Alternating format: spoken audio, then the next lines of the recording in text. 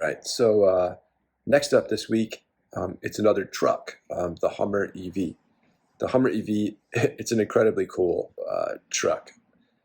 Um, it's it's a statement piece, right, on General Motors' part. They could have, right? They've had the Bolt, they've had the Volt hybrid, um, all kind of boring. They're making a statement, right, with the Hummer EV. A moonshot is right what they refer to it quite a bit as, and it has a lot of like Easter eggs all over the car, referring to the Apollo moon missions, because they feel like this Hummer EV is their moonshot. And there's definitely a debate, and maybe this is for a different conversation about the Hummer EV and just these big large trucks with huge battery packs. Right, but there are arguments that EVs are supposed to be about being environmentally friendly and moving forward and trying to reduce the toll that cars take on the planet, right? Whether it's greenhouse gas emissions or the amount of energy it takes to build the truck or the car, and the amount of energy it takes is in many ways directly related to how much material goes into building a car or a truck. And the battery pack on the Hummer EV is the most, Gary's like it's just the most ridiculous, ridiculous contradiction when it comes to that argument that electric cars are environmentally friendly. The battery pack on the Hummer EV, it's enormous. It's 212 kilowatt hours, and it weighs almost 3,000 pounds just for the battery pack alone. I mean, the truck weighs over 9,000 pounds. In many countries, you can't even drive it on public roads, at least not with a normal driver's license. That's how insane the truck is. But it's also incredibly cool, right? I mean, the truck, looking at my notes here, it's a tri-motor. So it has three motors that, together in total make over 1,000 horsepower and 1,200 pound-feet of torque. Just for comparison, like the Ford F-150 Lightning, which I guess you could sort of consider a competitor, I guess, it has 580 horsepower and 775 pound-feet of torque, almost half. And then the Rivian R1T, it has a quad motor setup, at least the ones that are on sale right now. It has 835 horsepower and 900 pound-feet of torque. So the Hummer EV is crazy, right, from a performance standpoint. It could go 0 to 60 in like 3 seconds, like with 9,000 pounds. Right? Who really needs that? It's just the argument. But anyways, so right, one of the reasons that the truck has such a big battery pack is so that it can get a decent amount of range. Because the truck, it's heavy, it's not very aerodynamic, which means it's not efficient. And because it's not efficient, the way that you get range is a huge battery pack that weighs more than a Honda Civic, right? So this is all the long-winded way of getting to this week inside EVs. I'll put a link in the description below. They do a 70-mile-an-hour range test. And it's a standard format that you can read more about in their article. I won't bore you with those details.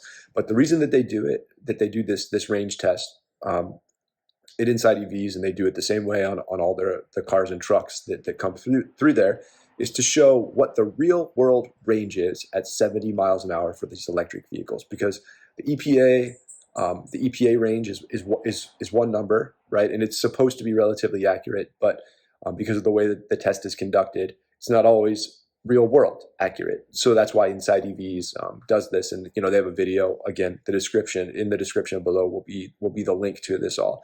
But they ran the Hummer EV through this test this week, and that's why I'm bringing this whole thing up, because I think it's really interesting, and it touches at the kind of the core heart of some of the detractors of the Hummer EV.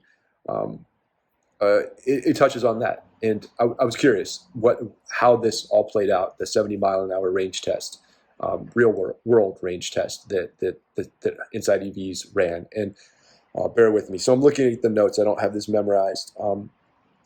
They ran the truck, right, which is the launch edition truck with the 212 kilowatt hour battery pack and the tri-motor setup, and it exceeded its EPA range. It exceeded it by, so the range All right, so the Hummer EVs finished with 343 miles of range on the trip computer, which is 1.6 miles per kilowatt hour if you're into that type of thing, which means it beat its EPA range by 14 miles, which, wow. So the Hummer EV was actually more efficient than in the EPA test, at least what General Motors put in for the EPA range, official range, which is pretty impressive. It has, and I'll put this chart up here from Inside EVs. It has the third or the fourth longest range of any EV that they've tested to date, with the Lucid Dream Edition being the most at 500, the EQS 450 plus at 395. And then the BMW iX xDrive 50 at 345. The Hummer was next at 343, which is impressive. Mind you, it does have a 212 kilowatt hour battery pack in the truck, weighs 9,000 pounds. It's not the most efficient use of energy, and the big battery pack is the reason that they're able to get such a high range, relatively speaking, for such a big, inefficient truck. But I thought it was interesting, right, that the General Motors, in many ways, might be underrating the efficiency just a little bit. In this article, they do say that the conditions, the temperature, the humidity, was ideal conditions for the testing.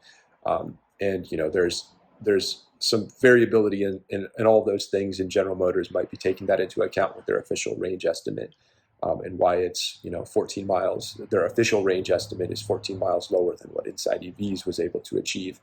But that's cool, because some of these other vehicles that Inside EVs have tested, most of them don't exceed their manufacturer's range estimate, the EPA official range estimate. So I thought that was pretty cool, that the Hummer EV at least is doing better than General Motors is formally or officially,